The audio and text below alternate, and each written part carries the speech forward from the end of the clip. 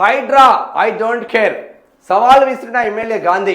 తొలగించిన చోటే తిరిగి ఫెన్సింగ్. పేదల ఇండ్లు నిర్దాక్షిణ్యంగా కూల్చే రంగనాథ్కు ఇదంతా కనిపిస్తలేదా? గాజుల రామారం కూల్చివేతల హైడ్రాపై మండిపడుతున్న స్థానికులు.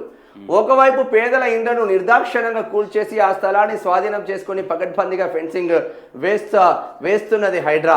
కానీ హైడ్రా వేసిన ఫెన్సింగ్ను తీసేసి అక్కడ రేకులు పెట్టి సవాల్ విసురుతున్న రాజకీయ నాయకుడు చర్యలను నిలువరించడంలో చోద్యం చూస్తున్నది.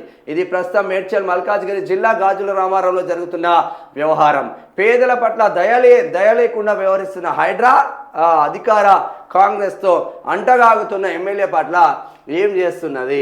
ఇది మేడ్చల్ మల్కాజ్గిరి జిల్లా కుత్బుల్లాపూర్ నియోజకవర్గం గాజుల రామారం సర్వే నెంబర్ 307. 307లో ఈ దుర్మార్గులందరూ కలిసి 300 ఎకరాలను కబ్జా పెడితే హైడ్రా వచ్చి విడిపించింది.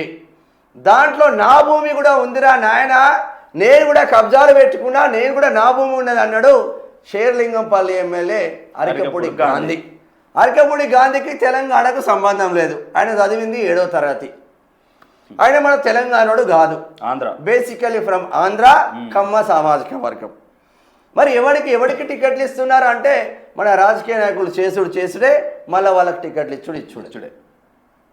మరి ఎమ్మెల్యే హైడ్రా కూల్ చేసిన భూమి పైన ఎమ్మెల్యే మళ్ళీ వచ్చి ఆ భూమి నాదే అని కంచెలేసుకుంటా ఉంటే ఆ ఎమ్మెల్యే పైన ఎందుకు మీరు కేసులు పెట్టరు అని అడుగుతున్నాం. హైడ్రా కమిషనర్ గారు, రంగనాథ్ సార్ గారు, మీరు ఆన్సర్ చెప్పాలి దీనికి. ఎందుకు కేసులు పెట్టి ఆ ఎమ్మెల్యే పైన కేసులు పెట్టేందుకు బొక్కలేస్తలేరు అని అడుగుతున్నాం. దీనికోసమేనా కబ్జాలు పెట్టుకున్న గాజుల రామారావు భూమి కోసమేనా మీరు బీఆర్ఎస్ నుంచి కాంగ్రెస్లో జాయిన్ అయింది? మరి బీఆర్ఎస్ వాళ్ళు ఇప్పుడు మాట్లాడుతున్నారే, ఆ కబ్జా పెట్టినప్పుడు ఎడవన్నాడే, ఈ అరకపూడి గాంధీ ఎడవన్నాడు, మీ పార్టీలో అన్నాడు కదా, మరి మీరెందుకు అప్పుడు నిలదీయలేవు కేటీఆర్ను? దుర్మార్గమైన చర్యలు రా, ఒక్కొక్కరిని చూస్తే కడుపు మండుతుంది.